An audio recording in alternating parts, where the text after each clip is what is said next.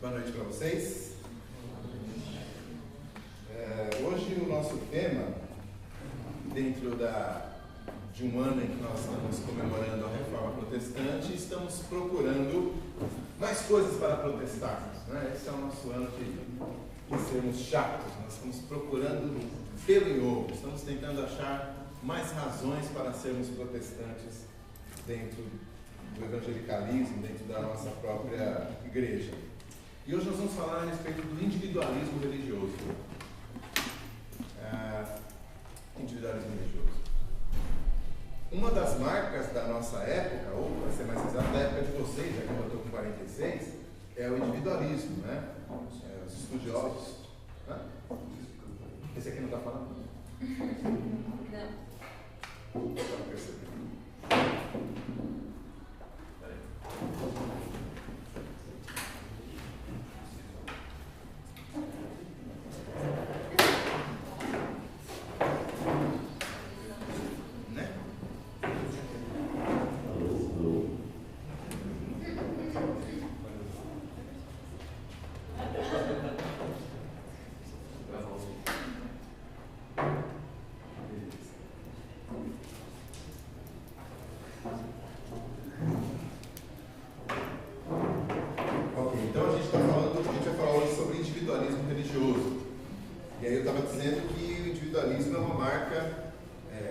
Da nossa época, né? Por algumas razões.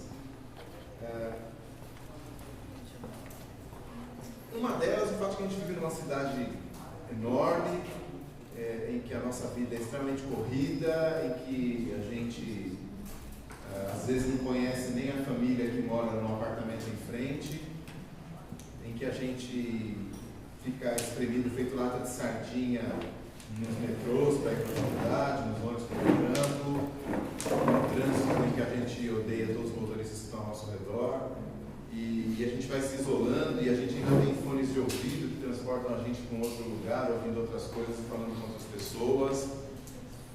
Então a gente vive numa época em que o individualismo é muito fácil, né? É uma tendência muito fácil da gente observar e entrar nela sem nem perceber.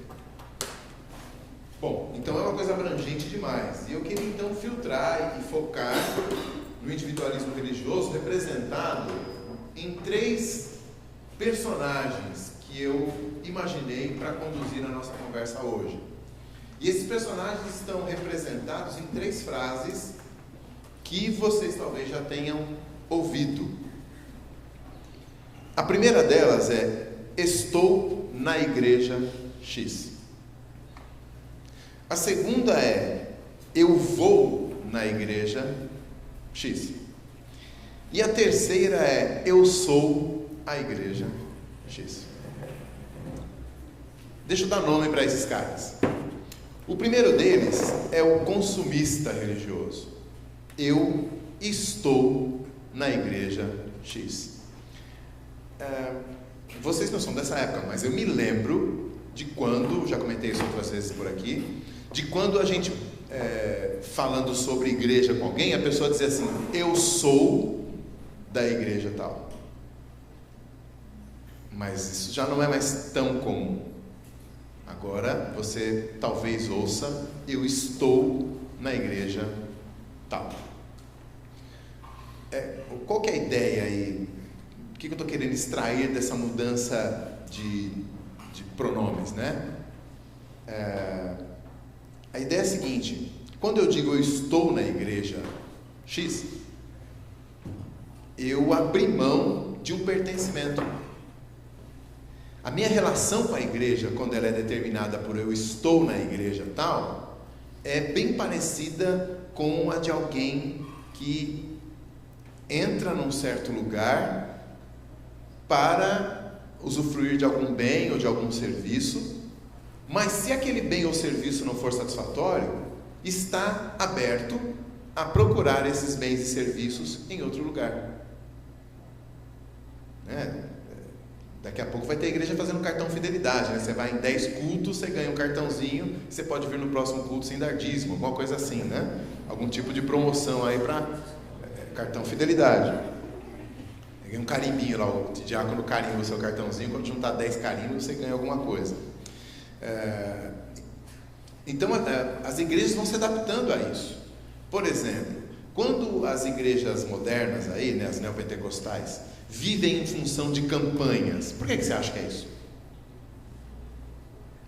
Porque você tem que vir em 13 cultos. Tem um aspecto místico de numerologia e tudo mais, mas assim, esses caras são muito pragmáticos. Eles perceberam que o público em geral, o público religioso, o cliente, ele tem muitos serviços à disposição. Então você tem que capturar o cara. É o carimbinho do cartão de fidelidade. Ele quer fidelizar o sujeito pelo menos por 13 semanas. Depois a gente inventa outra campanha e pega o cara por mais 13, né? Ou por 7 para dar 20, que é um número que tem uma vibração melhor. Mas a questão é a seguinte: essas coisas são adaptações da igreja, aí você pode pôr aspas ou não se você preferir, da igreja a esse público que diz: eu estou na igreja tal. Então o cara, de repente, na segunda-feira ele vai numa igreja, na terça ele vai na outra, no domingo ele vai na outra e na sexta-feira ele assiste o programa de outra ainda.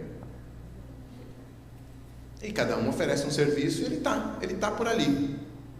Talvez daqui a um ano você pergunte para ele: aí? Ele: não, agora eu estou na igreja Y, não estou mais na X. O que aconteceu? Sei, o pessoal lá não deu muito certo, não gostei, o pastor mudou, o pastor é chato, descobri que o pessoal é isso, aquilo e tal. E onde você está agora? Agora eu estou. E assim vai. Esse é o cristão consumista. O individualismo dele significa o seguinte: eu não me vejo como parte desse corpo, eu não estou na comunhão desta comunidade, eu apenas estou lá. Os laços são muito tênues. Qualquer vento, qualquer necessidade, eles são desfeitos. Nem sei se tem laços. Ele passa por ali e vai embora. Uma outra frase que eu disse é: eu vou na igreja X. Qual a diferença? Esse segundo grupo eu chamei de domingueiros. Esse cara, o individualismo dele não se manifesta geograficamente, entende? Ele não vai passando de igreja em igreja conforme a conveniência. Mas ele parece com um consumista, mas o problema dele não é esse. Não é que ele está à procura, né, sempre à procura daquilo que lhe satisfaz. O individualismo dele se manifesta no fato de que ele nunca entra na igreja de verdade. Ele nunca mergulha na igreja. Ele está lá no domingo, ele vai na igreja no domingo e geralmente ele assiste o culto e vai embora. Ele não se insere na vida da igreja. Ele não vai, sei lá, me entenda, não estou dizendo que cargo significa que o cara é crente pra caramba, mas esse cara, você nunca vai ver ele em cargo nenhum na igreja. Não só porque ele não quer, mas também porque ninguém vai lembrar dele. Aliás, é difícil lembrar o nome dele, porque ninguém conhece ele. Ele está na igreja lá no domingo e, né, às vezes ele vai só de manhã, às vezes ele vai só à noite, ou talvez ele vá domingo sim, domingo não. Para todos os efeitos práticos de CNPJ, ele é membro da igreja. Mas existencialmente, vivencialmente, só que não. Não. Então esse cara, ele está na dele. Ele está na dele. Por algum motivo, e a gente vai tentar pensar em alguns deles depois, por algum motivo esse cara, ele vai na igreja, mas é só isso. Ele vai na igreja. Eu acho até que tem alguns que tem um igrejômetro lá, que ele sabe exatamente quantas vezes ele tem que faltar para que alguém ligue para a casa dele, tipo pastor, algum presbítero, ou talvez nem isso, né? Para que alguém chegue lá: cara, senti sua falta. Então, ele sabe exatamente o nível certo, ele tem, sabe, a medição precisa.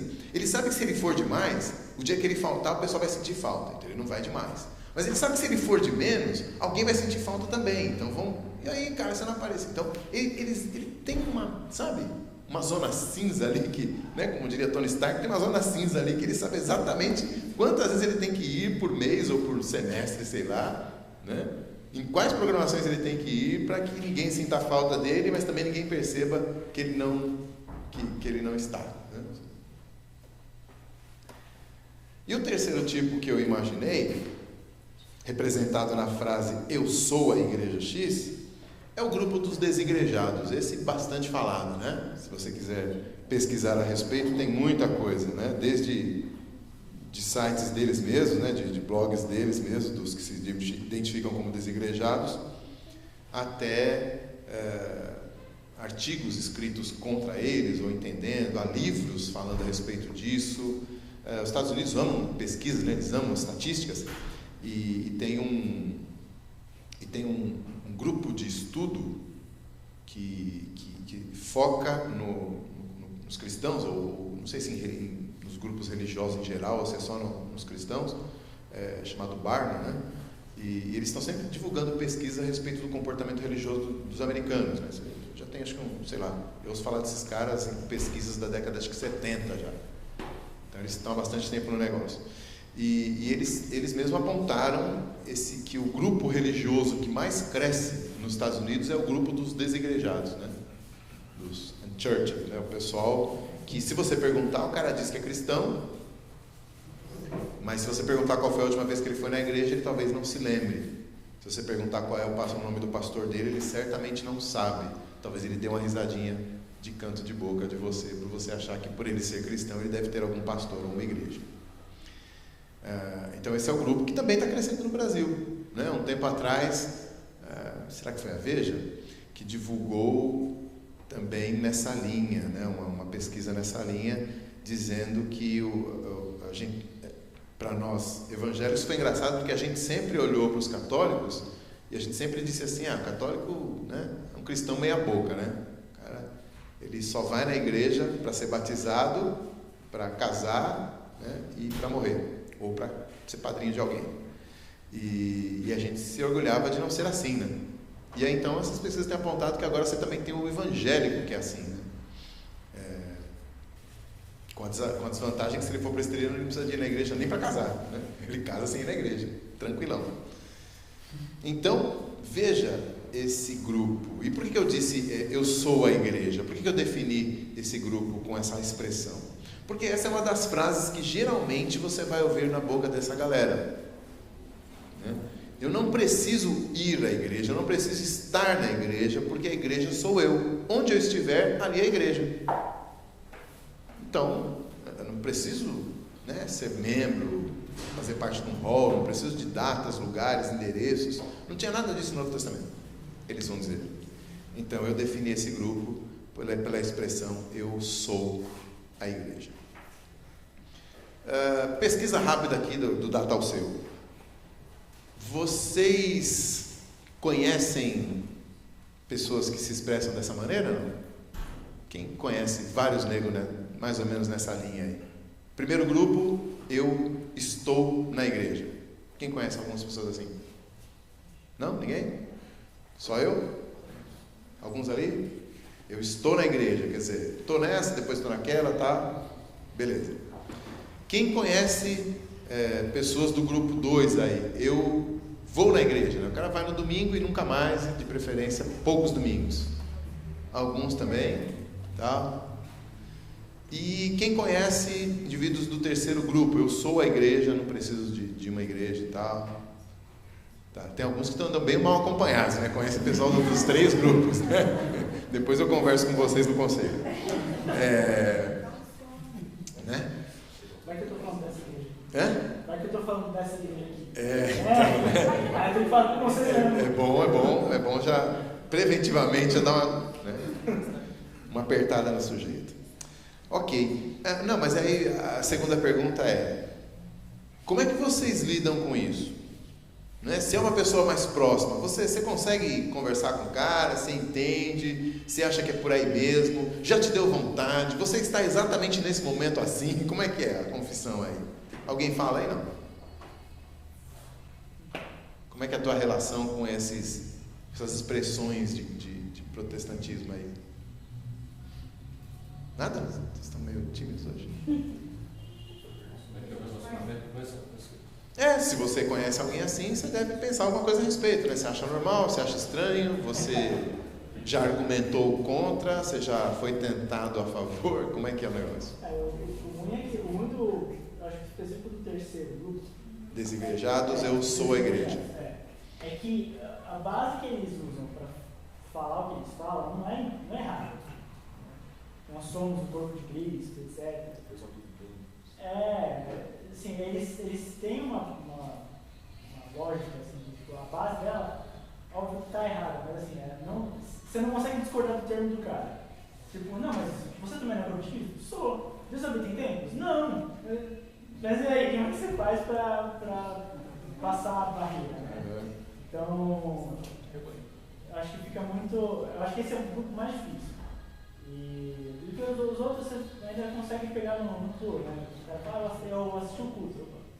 Você assistiu o culto? Mas culto você não assiste, né? Aí o cara tá de igreja em igreja e fala, mano, mas vamos aí, vamos lá programação do MP, vai ter um PG lá não sei aonde, vamos tomar uma pizza agora. Você consegue dar uma forçada no cara. Mas o terceiro grupo é realmente mais longe complicado. Eu fiz uma programação 4 anos atrás, eu acho. Você falou exatamente dos igrejados. E teve uma treta na hora, porque tinha uma galera que estava se identificando nessa galera. Assim, acho que eu lembro disso, é verdade. Estou tentando lembrar os rostos agora. Foi lá em cima. Tá. Mais alguém aí? Não? Fala, Pedro. No meu trabalho tem um cara que ele era da Assembleia, por uns traumas que ele teve, ele não quer mais se congregar, porque ele fala assim, não, estou se metendo na minha vida, que eu não sei o quê, não quero que ninguém fale, fala assim, tipo, arruma provisto, esse tipo de coisa. Eu falo assim, tipo, eu sou igreja, eu comigo mesmo e Deus. Só que ele nunca chegou a debater com o fato que por que o Pipo vai na igreja. Eu mais tento mostrar para ele o porquê que é importante o pertencer a um corpo e estar dentro do corpo da edificação mútua. Tem tido sucesso nisso, não? Mas, tipo, pelo menos ele expõe no corpo, cara, se um caiu, eu tô ajudando a levantar. Se você cair, quem vai te ajudar? Entendeu? Tipo, quem você vai compartilhar o pecado com quem? Entendeu? Você vai orar com quem? Você vai participar do quê? Entendeu? Você é a sua casa? Não rola. Entendeu? Basicamente foi isso que eu tento conversar com ele. Tá, pelo jeito o terceiro grupo vai bombar, né? Alguém dos dois outros grupos, não? Alguém que... Diga.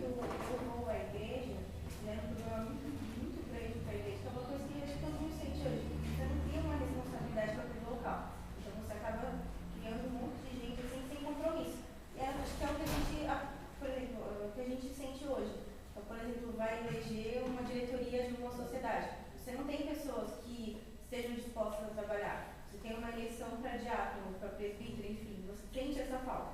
E tudo bem que existem níveis de eu vou à igreja, né? Que é o que você falou. Tem gente que realmente participa das programações, mas esse tipo de grupo, acho que dá para a gente talvez encaixar todo mundo, você cria esse problema, a falta de compromisso na igreja. Então você quer ser servido, e aí é bem consumismo. Eu quero participar, mas eu não quero fazer a programação. Eu quero ir votar, mas eu não quero ser votado. Então, gera um problema muito grande para a igreja, porque líderes vão saindo e novas pessoas têm que vir. Então, isso gera um problema bem grande. E acho que o terceiro grupo é o que dá mais problema, né? Sempre o argumento também é reflexo da sociedade hoje, de que a gente não consegue se relacionar direito com as pessoas. E o argumento é esse, eu não quero ir na igreja porque lá ou eu sou julgado, ou todo mundo me... Sei lá, tem algum argumento que mostra sempre a hipocrisia, porque eu sou igual. Então, se lá é grupo... acredito, né? A igreja é um lugar de doente, então eu sei igual.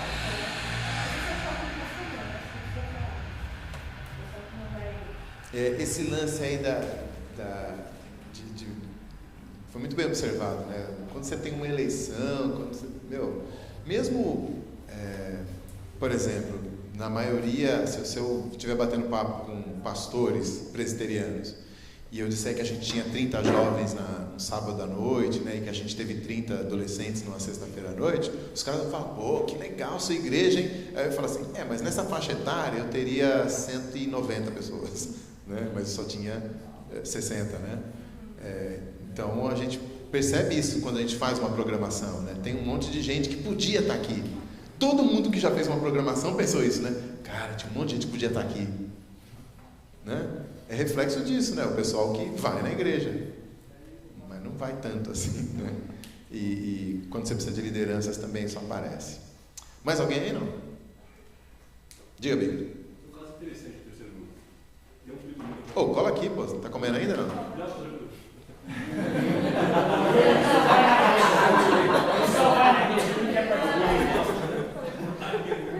Você tá aqui, pô, pra você falar? Tá. Algum primo meu de grau maior que um aí, minha mãe falou assim, o fulano estudava hebraico. Ficou legal, né? Pode ser um amigo divertido. E aí, eu fui lá, conheci ele e tal. Aí ele, não, porque a Bíblia tem umas passagens que são bem assim. Aí eu falei, né? Fale-me mais sobre isso. Fale-me mais sobre isso, né? E aí ele começou a falar, eu falei, mano, só é legal. Aí ele, essa é minha linha mesmo. Eu falei assim, mas você tá na igreja? Aí ele, não, tá meio complicado. Eu falei assim, você é desigrejado, né? Aí ele falou, sou... Você foi só tagueando o cara, né? Não, aí eu peguei e falei assim, não, eu sou totalmente a favor desse movimento desigrejado, porque igreja é lugar de crente. Hahaha, nós dois sim, e acabou a conversa.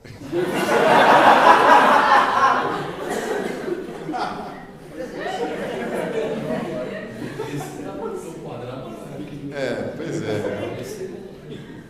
O Big sendo o Big, né? Beleza.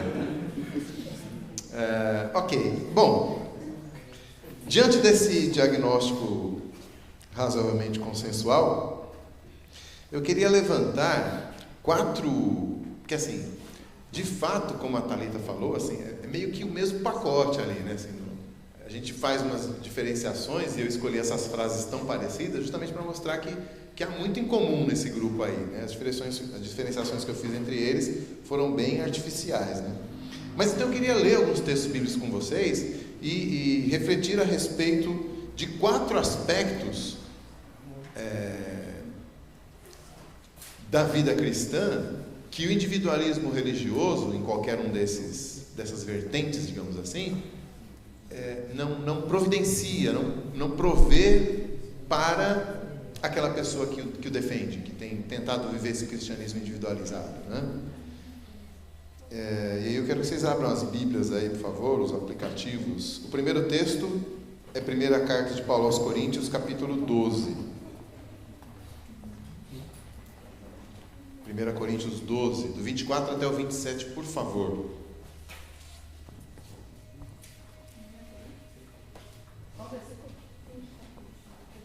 1 Coríntios 12, 24 a 27, pode ler. Mas os nossos membros nobres não têm necessidade disso. Contudo, Deus coordenou o corpo, concedendo muito mais honra àquilo que menos tinha, para que não haja divisão no corpo. Pelo contrário, cooperem os membros com igual cuidado, em favor uns dos outros. De maneira que se um membro sofre, todos sofrem com ele. E se um deles é honrado, com ele todos se regozijam.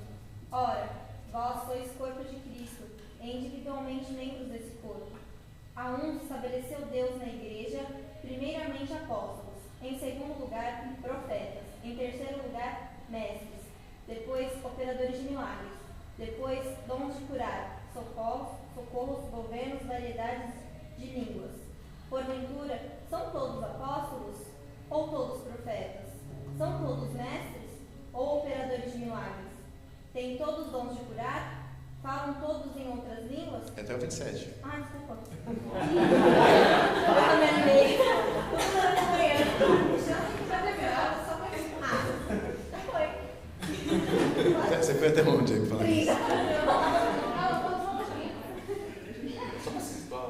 Ok. O segundo texto, ainda nessa linha, Efésios 4, 15 e 16. Efésios 4, 15 e 16.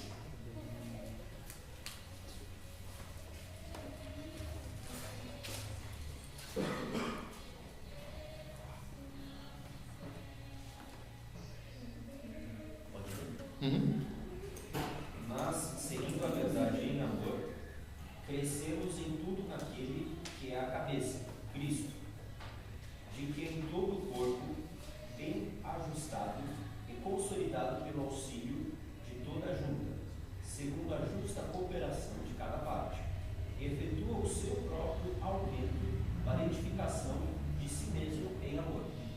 Bacana. O primeiro conceito que pertence à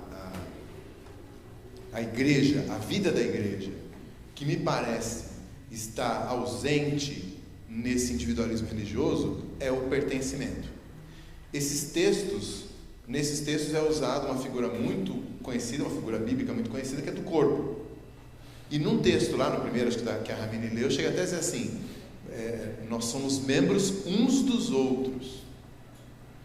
A Bíblia usa muitas figuras de linguagem, é claro que a gente não vai entendê-las literalmente, mas a gente precisa entendê-las. Quer dizer, o autor escolheu uma figura de linguagem para transmitir alguma coisa. Então você não pode, porque uma figura de linguagem, entender alguma coisa ou deixar de entender alguma coisa que está lá na figura de linguagem. E se tem uma coisa que essa figura de linguagem, corpo, reflete e transmite a respeito da vida cristã, é essa ideia de pertencimento, né? Quer dizer, não dá para ter um olho por aí andando, né? Não dá para ter uma orelha por aí andando, um braço por aí andando. Você pode ter alguém com 9 dedos, mas você não pode ter um dedo sem um alguém, né? Tá? Alguém com 9 dedos andando também não, de preferência alguém com 9 dedos preso, mas aí no caso, eu estou confundindo os assuntos.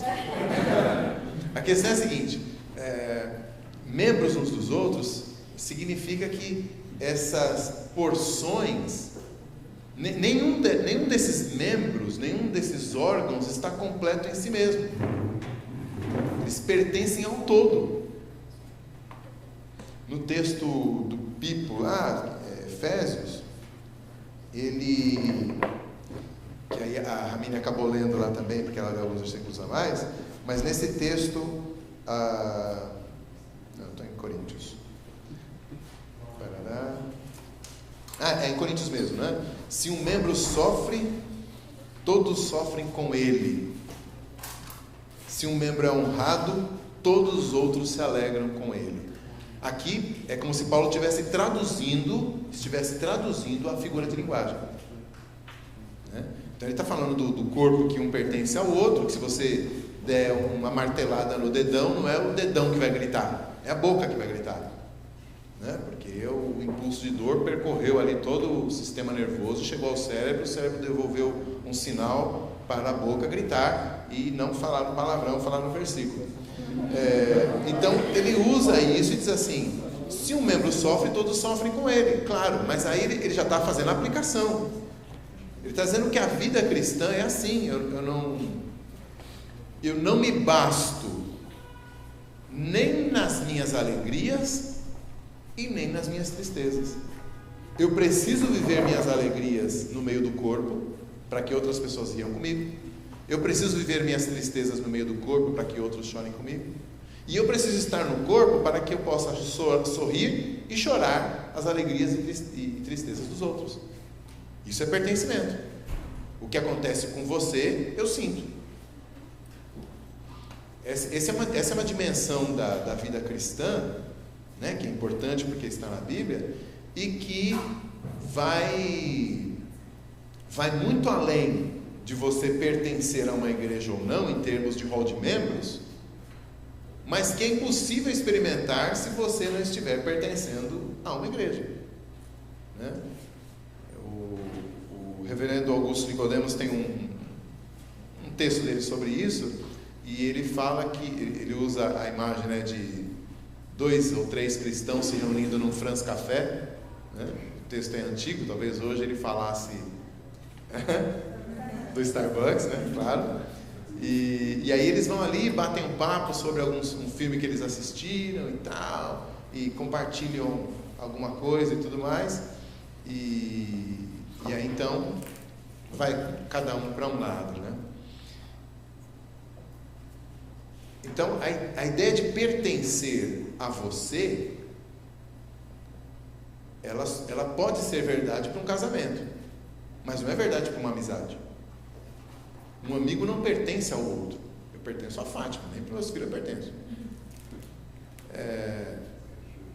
Amigos, a gente escolhe, a gente se aproxima, a gente convive, a gente não pertence um ao outro.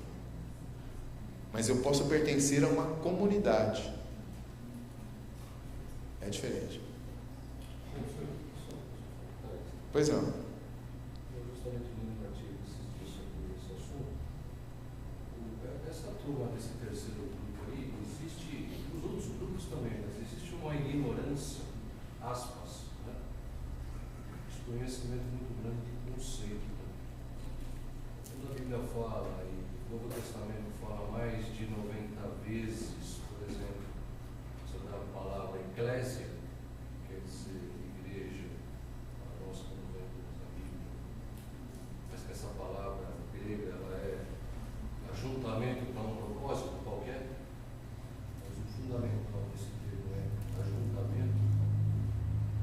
Então, quando alguém defende que ele por si só é igreja, não é igreja nada. Porque Jesus, mais de 50 vezes, ele fala de ajuntamento. Ajuntamento para um propósito. Você então nós já temos um problema de ignorância, quer dizer, de conceito errado. Né? Aqui Coríntios foi lido, Efésios foi lido, a gente é membro, não é um elemento, não somos um corpo, nós somos membro de um corpo. Então percebe, gente, na verdade nós estamos tentando resgatar também, e muitas vezes a gente tem que ser repetitivo, recapitular conceitos, porque às vezes se perde, o cara não sabe que igreja é ajuntamento com propósito. Existe uma mística, uma holística espiritual no ajuntamento, porque, obviamente, os membros são diversos e Deus trabalha dessa maneira. Então, só, obrigado, desculpa te cortar. Não, imagina. Nesse sentido, mas é só porque você comentou de comunidade, então a gente esquece desse conceito, e Jesus falou mais de 50 vezes sobre a palavra eclésia, que é ajuntamento com o propósito. E o apóstolo Paulo insiste em dizer, nós somos um membro. Quer dizer, nós temos que se juntar mesmo para um propósito, aí sim nós somos a igreja. E nessa pluralidade, Deus trabalha com a pluralidade dos dons de cada um, né, que sai uma coisa equalizada aí de alguma maneira, certo? Exatamente.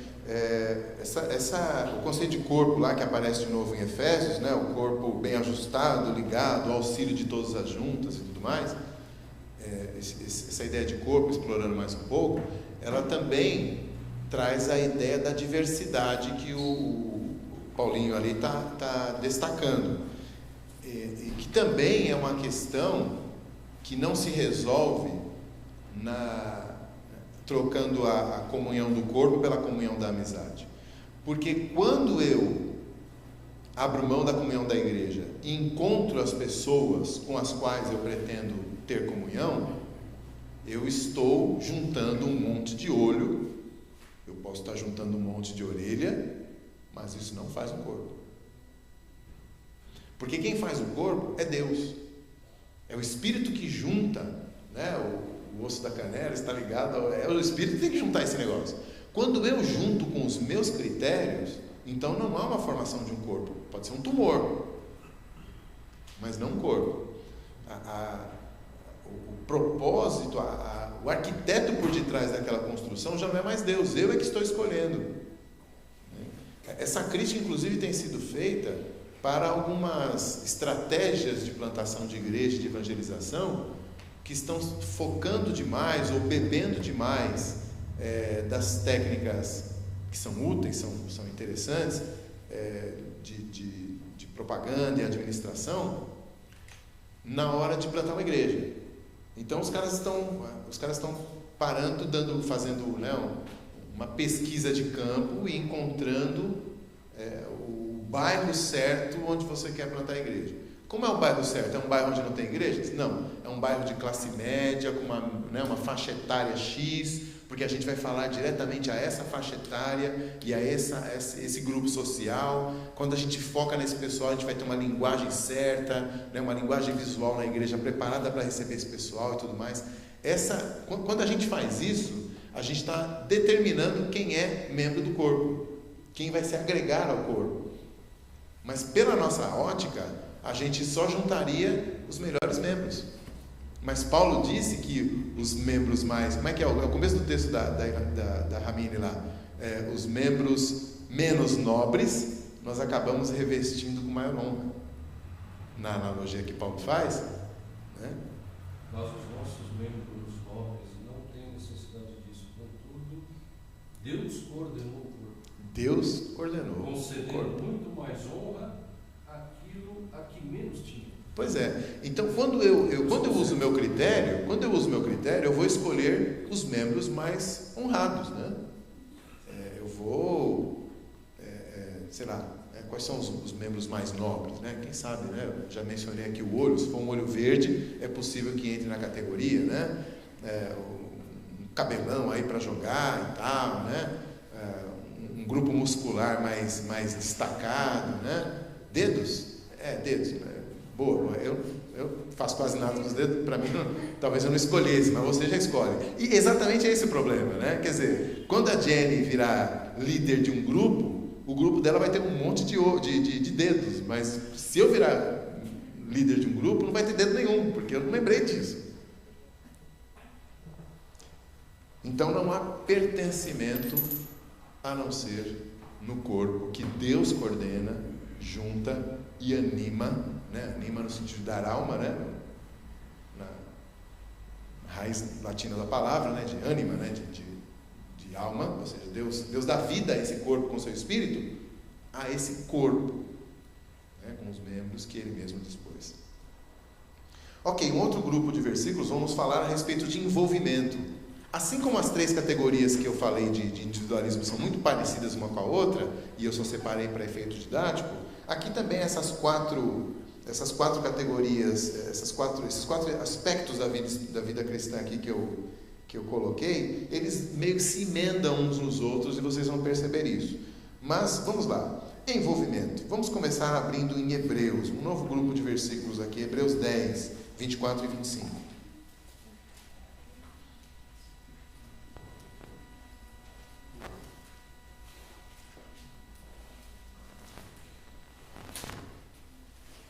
Quem achou pode ler. Consideremos também uns aos outros para nos estimularmos ao amor e às boas obras. Não deixemos de congregar-nos, como é costume de alguns. Antes façamos administrações e tanto mais quanto vedes que o dia se aproxima. Não deixando de congregar, o Paulinho já tinha mencionado esse versículo, né? Mas aí ele dá razão. Por que eu não posso deixar de congregar? Porque há uma obrigação minha como cristão de exortar o outro que está meio desanimado, né? Lembrando que o verbo exortar, normalmente na Bíblia tem a ver com animar a pessoa, né? Se colocar ao lado dela e ajudá-la na caminhada. Ele está tropeçando e você vai lá e ajuda. Não quer dizer que não exista correção, né? Eu posso também dar uma bronca, né? Eu posso também corrigir, né? Isso faz parte do relacionamento cristão, mas esse verbo tem a ver com se colocar ao lado e ajudar a pessoa. Tem mais a ver com o nosso contexto aí. Qual que é a primeira parte do versículo? Aí tá, lê de novo, por favor. Consideremos também uns aos outros, para nos estimularmos ao amor e às boas obras. Isso, bacana. Quer dizer, esse consideremos aí tem a ver com prestar atenção no outro. Então eu estou na caminhada cristã, e se eu estiver sozinho, né, maratonista, tal, não sei o quê, não tem erro, é só olhar para frente, né? Dizem até que os maratonistas usam essa técnica psicológica, né, de colocar o olho lá no horizonte e dar uma abstraída, ele não percebe as coisas passando, porque isso cansa, né? Você vai sentindo mais a caminhada. Então, dizem que eles olham no horizonte, esquecem tudo e só vão andando. Mas parece que a vida cristã tem mais a ver com aqueles grupos de ciclismo em que todo mundo tem que chegar para pontuar. Não basta um cara chegar lá. Não é assim, não. Eu não entendo nada de esporte, mas parece, tem uns lances desses, não tem? Aqueles grupos de ciclismo que tem que chegar todo mundo para pontuação legal? Também não sabe, né? Bom, faça um cara de que é isso mesmo, vai. Faz favor.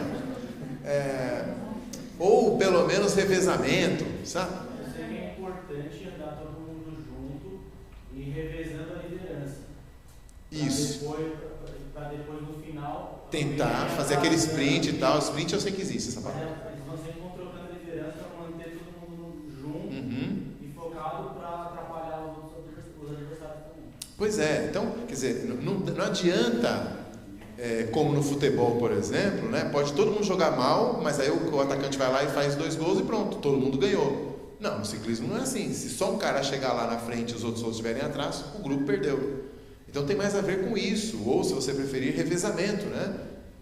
Se um cara for mal pra caramba, eu também vou acabar indo mal. Não tem como eu repor tudo que o outro não fez, né? Nos meus 100 metros ali rasos. Então foi lá, Hebreus 10, 24 e 25, né? O próximo é Tiago 5. Leia o versículo 14, 15 e 16, por favor.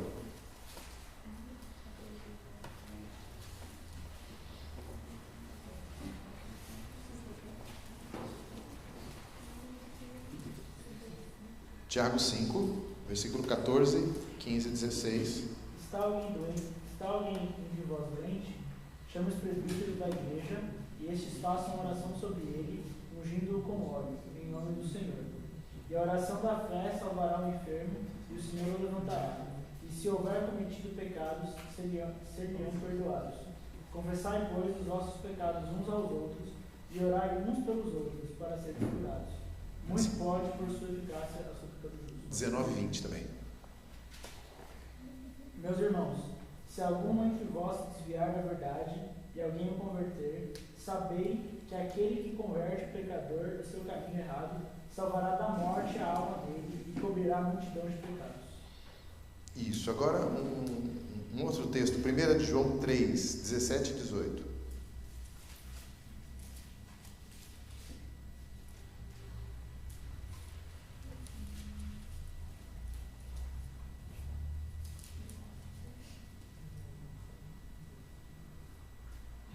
Pode ler.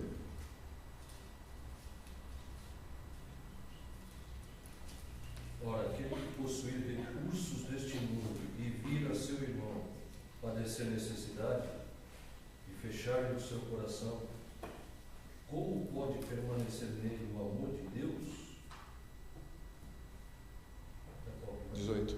Filhinhos, não amemos de palavra nem de língua, mas de fato e de verdade.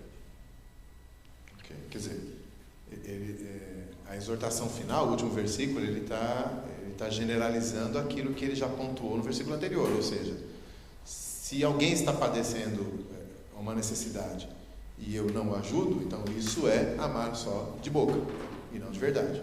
Então, e amar de verdade, portanto, é ajudar aquele que está necessitado. O último versículo desse grupo, Colossenses 3, versículo 13 e 14.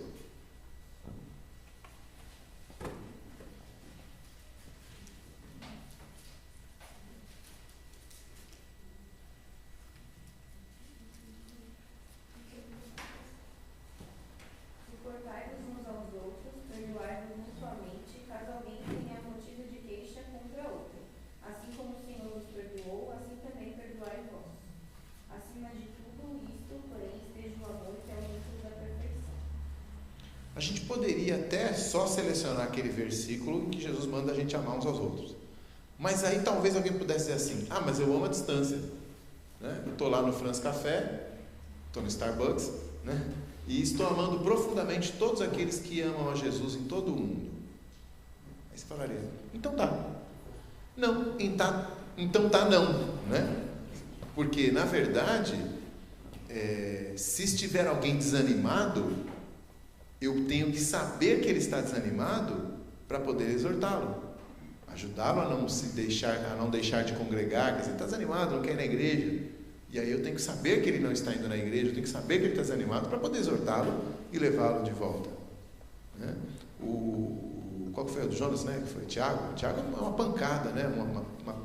Tiago sempre é uma pancada, eu digo assim, tem uma pancada de situações lá, né? Está entre vós alguém doente, então eu sei que o cara está doente.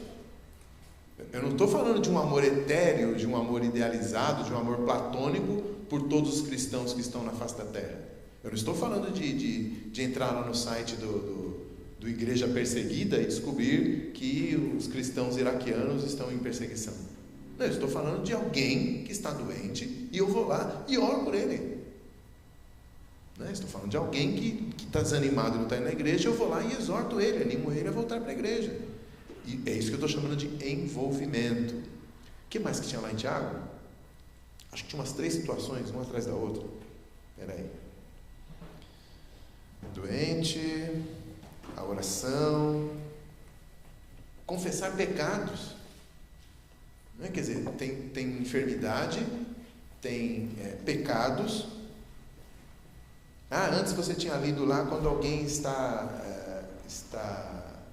como é que é? Passando necessidade também não? Qual foi que você tinha lido? Você lembra? Nós estávamos em temporada doente, chama de presbítero, Tá. oração da festa para o enfermo, e tá, confessar ele já. Depois alguém se desviar da verdade. Né? Se alguém lá embaixo, lá no final. Se alguém se desviar da verdade, você vai lá e ele ainda bota a responsa em cima de vocês, assim, aquele que fizer um pecador retornar do erro do seu caminho, salvará da morte e cobrirá. Quer dizer, eu sei da vida desses caras. Não é um amor etéreo, não é um amor virtual. São pessoas que eu conheço, eu sei quem são, eu sei os seus costumes, eu conheço a sua família, eu sei o endereço, eu vou atrás. É isso que é envolvimento. O outro texto qual foi? 1 de João, alguém com necessidade, né? Foi o que o Paulinho leu. Tem um pessoal desempregado, né? Tem um cara que está desempregadão lá e ele tem família. O amor não exige que eu calcule que nos 14 milhões de desempregados do país, 25% devem ser evangélicos estatisticamente. Vou gastar um tempo, enquanto eu aguardo o meu café no Starbucks sair, né? Enquanto eles não me chamam, eu vou orar por esses 3 milhões e meio de possíveis evangélicos que estão desempregados. Não, eu sei quem é esse cara. Eu sei que ele está desempregado. Eu levo a bolacha que o filho dele gosta. É vida real. E o último é Colossenses 3, né? 13 e 14. Agora eu já até esqueci como é que é o texto. Lê de novo para mim quem tinha lido. Que foi a Thalita, né? Que leu de novo. Deus amém. Suportai-vos uns aos outros, perdoai-vos mutuamente. Eu amo isso. Quando alguém tem algum motivo de queixa contra outro, assim como o Senhor nos perdoou, assim também perdoai vós. Acima de tudo isto, porém, esteja o amor, que é o vínculo da perfeição. De novo, aí o amor atrapalhando a gente. Então, tem gente doente, tem gente desanimada, tem gente desempregada, tem gente com pecados que ainda não estão confessados, tem gente saindo fora do caminho da verdade, tem gente lá, uma doutrina errada na cabeça. Toda essa gente é minha responsa. Faz parte da vida cristã que eu me envolva na vida dessas pessoas e as ajude cada uma na sua necessidade. Claro, é possível que eu não consiga ajudar todo mundo, mas se eu estiver lá no France Café ou no Starbucks, eu não vou ajudar ninguém. Eu não tenho tempo para isso não. Ou vou ajudar só quem eu quero ajudar. Isso não é corpo mais. Isso sou eu. Eu estou no centro. Agora esse último texto é demais.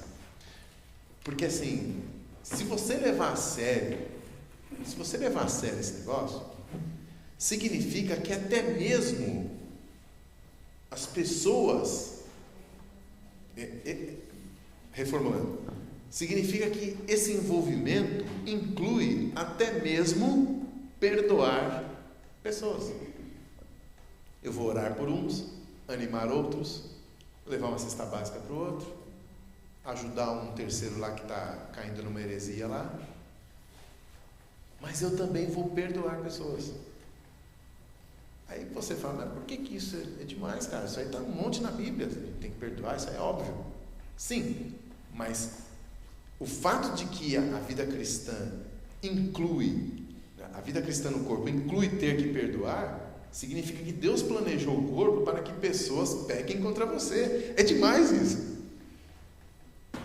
É demais. Deus escolheu fazer uma igreja na qual algumas pessoas vão pecar contra você. Ele não escolheu uma igreja perfeita. Ele escolheu uma igreja em que não é que o martelo vai vir e acertar o dedão. É que o joelho vai acertar o dedão, sei lá. Ficou esquisito isso. Né? O dedo do corpo vai enfiar no olho. Mas você precisa ser calvinista de verdade, entender a soberania de Deus até nisso. Né? Não é um acidente de percurso. Ui, rapaz, caramba, me lasquei, fiz uma igreja bagunçada lá, o pessoal está se dando mal. Puxa vida, não era isso que eu tinha planejado. Não. Deus de fato planejou a igreja assim, para que você pudesse perdoar. Para que você pudesse perdoar, então havia pecado. Havia gente nesse corpo, membros nesse corpo, que funcionando mal, atingem uns aos outros, e aí então eu preciso perdoar. E de novo a palavrinha-chave, amor. Em Mateus 18, Jesus chega a dizer que se alguém pecar contra você, você é que tem que ir lá, não tem nem que ficar esperando a pessoa vir. Num outro texto, perdoai assim como Deus em Cristo vos perdoou, Paulo diz. Então, se eu ajudo o cara com a cesta básica, eu estou parecendo um pouco com Deus, porque afinal de contas a alimentação vem dele. Com o pai, né? Se eu animo o cara que está meio desanimado, eu estou parecendo um pouco com o Espírito Santo, né? O Consolador lá, Paráclito, né? É a mesma ideia lá do exortador, né? É o cara que se põe do lado e te ajuda. Estou parecendo com o Espírito Santo, estou ajudando as pessoas, animando. Beleza. Mas quer saber quando eu pareço com Cristo? Quando eu me sacrifico para perdoar alguém. Cara, demais. Então, a vida na igreja exige esse envolvimento que às vezes me tira dinheiro, né? Porque o cara lá está precisando, às vezes me tira o tempo, às vezes eu tenho que estudar para poder ajudar o cara lá que está na doutrina errada, e às vezes eu tenho que matar meu orgulho para perdoar o outro. Agora, lá no Starbucks, eu não vou chamar quem pega contra mim.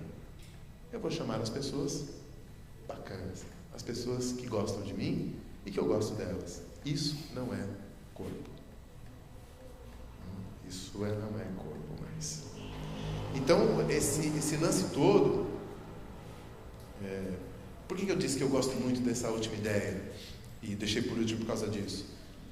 Porque muitas vezes eu já ouvi de membros da igreja, e vocês também já devem ter ouvido, Paulinho com certeza, né, como presbítero, pessoas que diziam assim, eu não vou mais nessa igreja, eu não vou mais em igreja nenhuma, porque as pessoas pisaram na bola comigo. Mimimi à parte, há um erro de concepção muito grave. Não é só a questão de que a igreja tem pecadores. Não, a questão é que Deus planejou uma igreja com pecadores. Então eu não posso me rebelar contra esse esquema. Não tem cabimento. Não é só que eu não vou achar uma igreja perfeita, que geralmente esse é o argumento, né? Mas você não vai achar uma igreja perfeita e tal. Não, o argumento não é esse. Deus não te dá uma igreja perfeita. Ele quer uma igreja imperfeita e quer que você se enfie dentro dela e pareça com Cristo. Isso é a vida cristã, que esse pessoal abre mão pelo individualismo religioso. O terceiro aspecto é o serviço, muito parecido com o anterior, mas vocês vão ter que abrir mais três textos aqui. Romanos 12, esse é um pouco mais comprido, do 3 até o 8.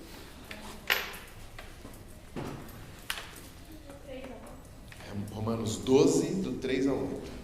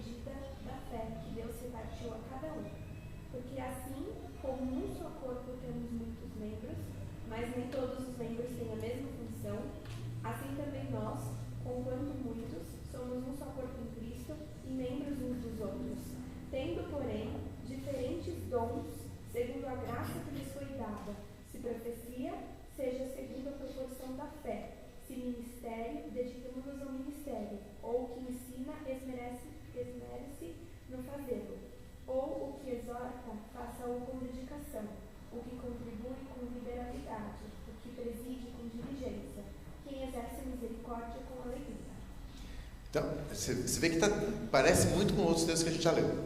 A ideia do corpo, a ideia dos membros diferentes que compõem o corpo. Mas aí há dois aspectos, um que a gente não tinha visto ainda e outro que a gente tinha visto, mas que a gente não explorava.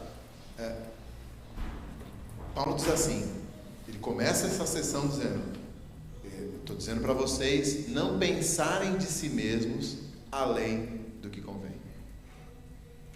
E aí em seguida ele fala sobre o corpo com os diferentes dons, diferentes papéis, diferentes membros. O que ele está dizendo?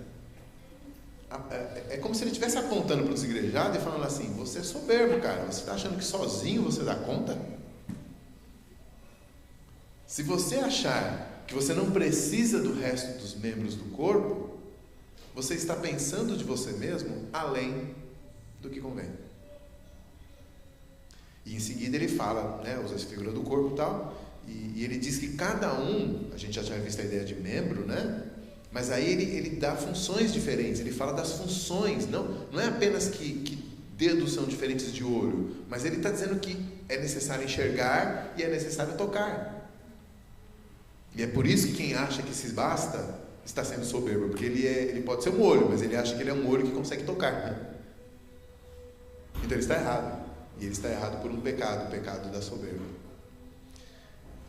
Vamos para um outro texto, ainda nessa linha. Efésios 4, do 11 ao 13. A gente já tinha lido do 15 ao 16, esse aqui é um pouquinho antes. Efésios 4, do 11 ao 13.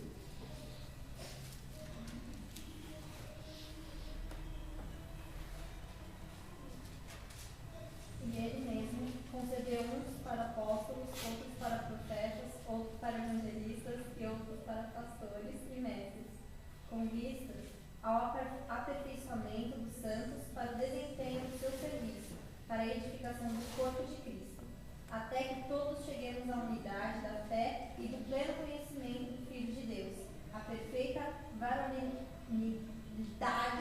à medida da estatura da plenitude de Cristo. Isso. O alvo de Deus para a igreja, que é que a igreja seja o corpo de Cristo, né? Ou seja, realmente esteja à altura disso, ele só pode ser alcançado com o exercício de todos esses ministérios. Então, ainda que eu seja muito bem dotado na minha área, no meu ministério, com o meu dom, necessariamente eu vou precisar de outros.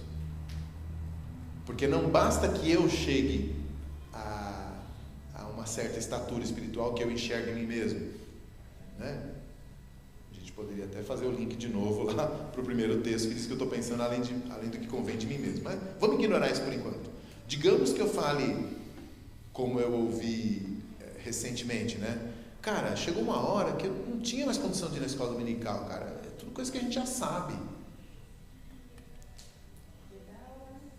Exatamente, né? Exatamente. Então, ainda que eu tenha chegado num top lá de espiritualidade, que não há nada que me acrescente mais na igreja, eu duvido, Paulo diz lá, que possivelmente esse cara está pensando além do que convém de si mesmo. Mas vamos deixar isso de lado. Vamos supor que realmente esse cara chegou num top de espiritualidade, que ele não precisa do que os outros membros do corpo oferecem. No entanto, se Deus juntou esses membros, então ele tem que cumprir um papel no corpo. Não é apenas o corpo cumprir em relação a ele, mas ele também tem que cumprir em relação ao corpo. Então, como a Thalita sacou de cara, então vai lecionar. Porque tem gente que não chegou lá ainda. Bom também, pastor, nesses grupos em que eles pensam como se fosse um fast food. Eu estou lá para absorver o máximo de informação, quando a informação não serve mais, aí vai trocando. Esquece do ponto de servir também, de ser um instrumento para o corpo. Exato. Receber coisas. Exatamente. Receber, esquece disso. Pois é, cara. Assim, se ele acha realmente que ele já absorveu tanto, é porque ele foi muito servido, né? Mas ele só se esquece de que é mão dupla essa rua. Ele agora precisa servir, né? Já que ele absorveu tanta coisa assim. Eu ouvi recentemente, né? Nessa mesma conversa, né? A pessoa dizendo assim: olha, outro dia eu estava ouvindo o pastor, não era dessa igreja, né? Eu estava ouvindo o pastor e depois ele pregou, acho que 45 minutos. O pastor ele sempre prega 45 minutos, ele falando, né? Se ele termina o sermão com 40, ele dá uma esticadinha para dar 45. Pô, tá louco, não dá, né? 45 minutos falando. E o pior, cara, é que se eu fosse resumir o que ele falou, em 15 minutos dava. Né? Na verdade, outro dia eu cheguei em casa e a minha esposa perguntou o sermão e eu consegui contar para ela em uns 7 minutos mais ou menos. Então na cabeça dele era 7 minutos e depois o resto era encheção de linguiça, né? Mais ou menos que nem você no seu TCC.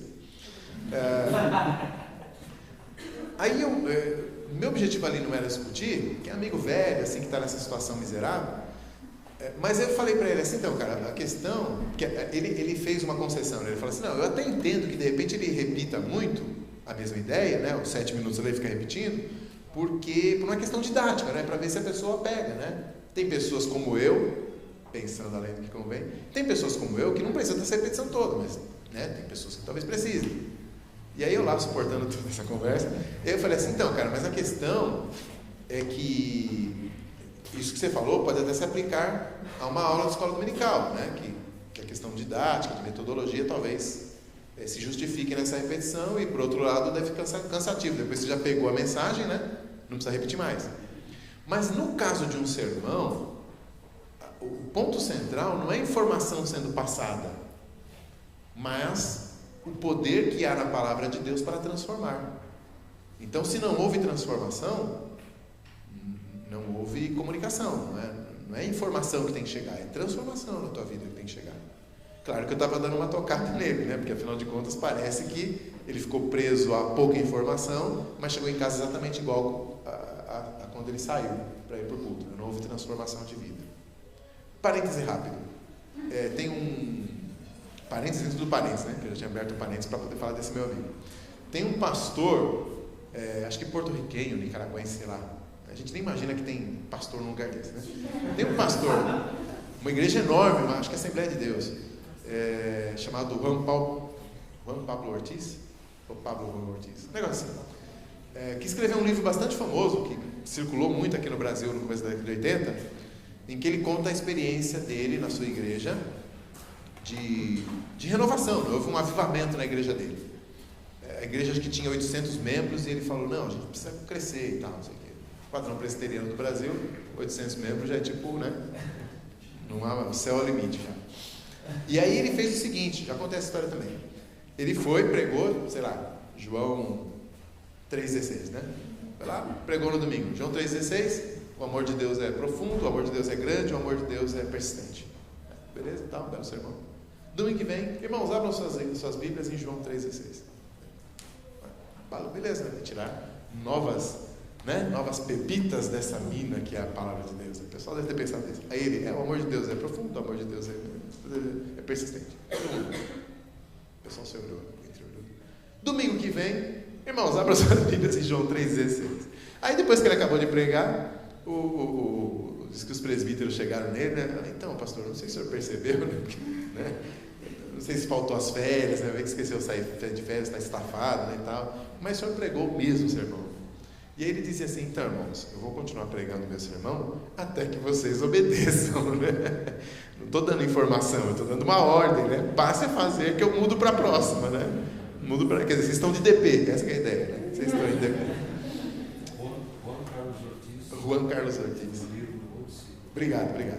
Tá aí, nota de rodapé, by Paulinho. Ok, então, último versículo de serviço, 1 de Pedro 4. 1 de Pedro 4, 10, 11.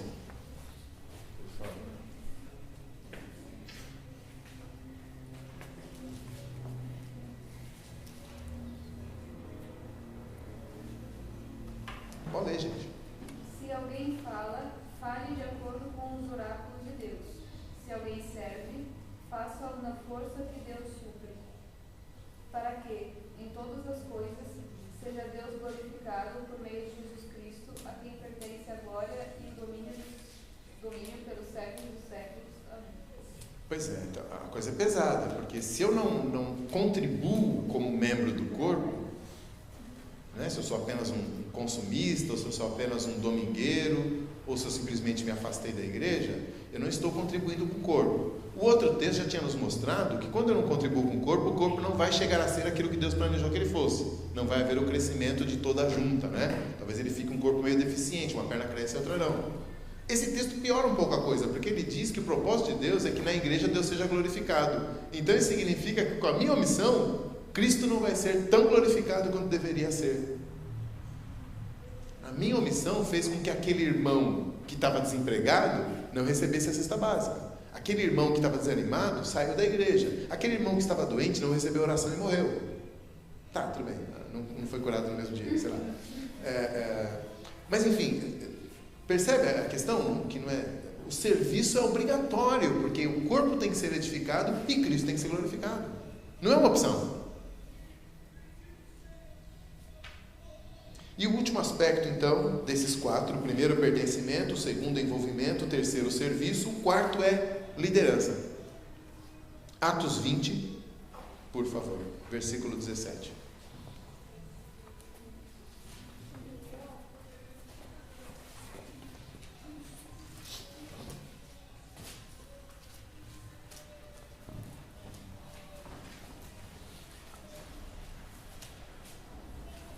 Atos 20, versículo 17 e 28. Mileto mandou a Éfeso chamar os presbíteros da igreja. Atendei por vós e por todo o rebanho sobre o qual o Espírito Santo vos constituiu bispos, para pastoreardes a igreja de Deus, a qual ele comprou com seu próprio sangue. Então Paulo chama os presbíteros e diz para eles que Deus os constituiu, né? Deus os ordenou, Deus os colocou como, os estabeleceu como bispos. A palavra bispo significa supervisor. Isso significa supervisor do rebanho. Um rebanho que ele comprou com o sangue dele. 1 Tessalonicenses, capítulo 5.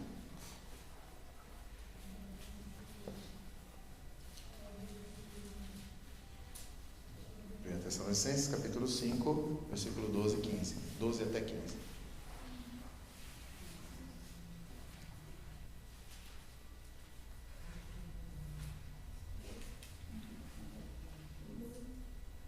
Agora vós rogamos, irmãos, que acateis com apreço os que trabalham entre vós e os que vos presidem no Senhor, eu vos admoesto, e que os tenhais com amor em máxima consideração, por causa do trabalho que realizam.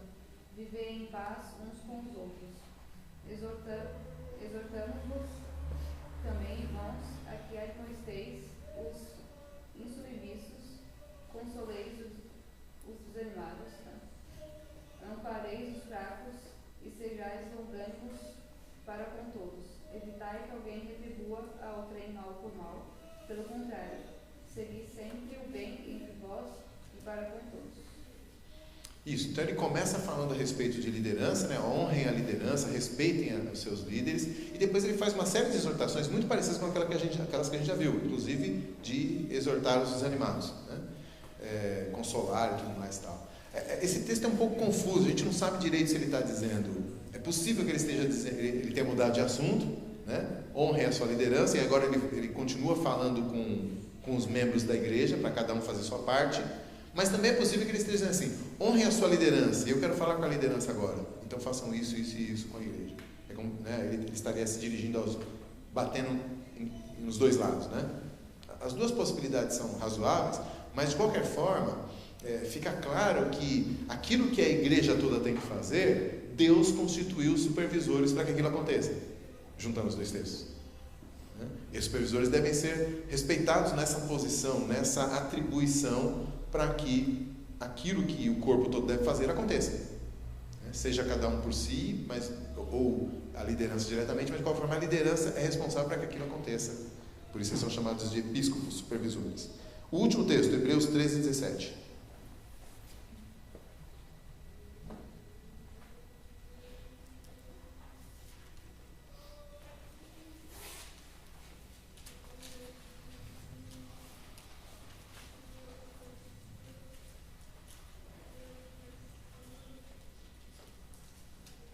Hebreus 13, 17. Obedecei aos vossos guias e sede submissos para com eles, pois velam por vossa alma, como quem deve prestar contas, para que façam isto com alegria e não gemendo, porque isto não aproveita a vós outros. Isso, então, na sequência lá do honrar, né? a Timóteo, na carta a Timóteo, Paulo chega até a dizer que são dignos de honorários, né? Que é uma palavra também difícil, ela pode ser traduzida como honra, né? Seja digno de honra aquele que preside bem, que se esforça no ensino da palavra, ou ele pode querer dizer de recompensa mesmo, né? De pagamento mesmo, né? Ó, paga esse cara aí para ele poder fazer só isso. Mas todos esses textos nos dizem o seguinte, então vamos tentar juntar os 4, ou fazer uma linha aí direta dos 4 princípios, né? Então eu pertenço a um corpo como membro dele, por isso eu me envolvo e apresento a minha contribuição ao corpo e recebo a contribuição do resto do corpo para mim. Uma parte, então isso envolve serviço, né? Não apenas estou junto, mas eu uso esses dons para benefício de todos, e há alguns de nós, alguns membros deste corpo, que Deus constitui com a tarefa, o serviço especial de se envolverem mais, de servirem de maneiras específicas a esse corpo. Então, ou eu estou numa ponta ou eu estou na outra. Ou eu sou um daqueles que tem que honrar a liderança que eu preciso, né? Porque senão o corpo não vai funcionar tão bem, por isso que tem líderes, Deus constituiu. Então, ou eu preciso desses líderes, ou sou um líder necessário. Então, quando eu me omito, quando eu saio fora, ou quando eu apenas frequento, ou quando eu vou apenas lá para receber alguma bênção, em alguma coisa eu estou falhando.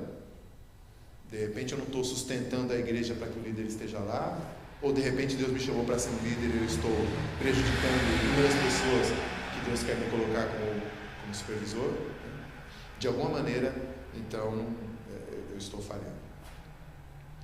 Então, gente, para resumir, vivemos numa época que favorece o individualismo. O individualismo, na verdade, ele não precisa ser plantado em nós, né? Ele é fruto direto do pecado. A gente vai sempre pensar primeiro em nós mesmos, amar o outro como a nós mesmos. Não é que Jesus está dizendo assim, ame você a si mesmo e tal. É porque ele já está presumindo que nós nos amamos, né? Nós somos egocêntricos e egoístas por natureza. Então a raiz do individualismo está na gente o tempo todo. A questão é que a igreja serve para Deus quebrar isso em nós. E ela só funciona nesse sentido quando eu me envolvo, né, mergulho de cabeça, sou mais do que um domingueiro, não fico pulando de árvore em árvore. Pode visitar outra igreja, tranquilo, mas volte para a sua depois. E presto o serviço e recebo o serviço de outros, e esse corpo então funciona, ele cresce, ele é edificado, e em tudo isso Deus é glorificado. Então, se você conhece pessoas assim, como eu tinha perguntado no começo, eu espero ter te dado algum subsídio para que você converse com essa pessoa, exorte-o e consiga animá-lo novamente, biblicamente, a voltar para o seio da igreja. Mas se você tem sido tentado nessa direção, eu espero que esse nosso passeio por tantos textos bíblicos tenha sufocado essa tentação no teu coração. Não acredite nessa conversa sem minhas palavras, né? Não, de Bolsonaro aqui. Não acredite nessa conversa demoníaca de que você vai estar muito bem fora da igreja, ou apenas com um pezinho na igreja, ou com vários pezinhos em várias igrejas. Não é verdade. Não é verdade. Não é assim que Deus planejou e, portanto, não funciona. Eu mencionei o texto do Augustus ainda há pouco. Tem uma frase lá que eu achei interessante, uma argumentação dele que eu achei interessante, que ele diz assim, que esse pessoal, né, é um texto sobre os igrejados especificamente, eles usam aquele versículo de Mateus 18, né, onde 2 ou 3 estiverem reunidos, eu ali estou, para dizerem assim, eu não preciso estar na igreja, se nós 2 ou 3 estivermos lá no Starbucks, né, para manter o mesmo local, Deus está lá. Esse não é o texto para isso, não é disso que Jesus está falando. Se você ler os versículos anteriores, você vai dizer que Jesus está dizendo assim, olha, se o teu irmão pecar contra ti, você vai lá e conversa com ele. Se ele não se arrepender, você chama 2 ou 3 testemunhas e coloca tudo em pratos limpos. E aí, se essa pessoa não se arrepender e não se voltar, então você chama a igreja. E aí, se ele não ouvir nem a igreja, você o declara como não pertencendo à igreja. gentil e publicano. Então o contexto todo ali não é de 2 carinhas ou 3 carinhas que saem da igreja e ficam de boa. Pelo contrário, é o contexto de 2 ou 3 carinhas que estão se esforçando para que a unidade da igreja aconteça, porque tem um carinha que está fora, mas que por outro lado, se esse cara não se arrepender, eles estão do lado de dentro dizendo assim, então você não é um dos nossos. É quase que o oposto do que esses caras gostariam que significasse esse texto, né? Então, eu me lembrei agora e quis trazer para vocês, porque talvez vocês ouçam esse versículo fora do contexto, né? Na boca de alguém. Beleza? Dúvidas, perguntas, angústias? Não? Tranquilo? Vamos orar então? Paulinho, ora com a gente aí. Senhor Deus, nós te agradecemos, ó Pai, pela oportunidade, pela imensa graça que o Senhor nos concedeu no dia de hoje, ó Deus. Obrigado por cada vida aqui presente, ó Deus, porque nós reconhecemos e sabemos que é o Teu Santo Espírito que promove esse ajuntamento, ó Pai. É o Teu Santo Espírito que anima, nos motiva a estarmos juntos aqui, ó Pai, nesse sábado à noite, para crescer em comunhão, no relacionamento contigo e no reforço da Tua palavra, Deus. Muito obrigado por essa oportunidade, que nós verdadeiramente, ó Pai, possamos, debaixo da Tua graça e da Tua ajuda, Senhor, tomarmos atitudes verdadeiramente cristãs, que nós somos impulsionados aqui, motivados e alertados nessa noite, Deus. Derrama a Tua graça, a Tua bênção sobre a mocidade aqui em Vila Maria, e que de verdade, ó Deus, o Senhor nos ajude, Pai, a sermos sal e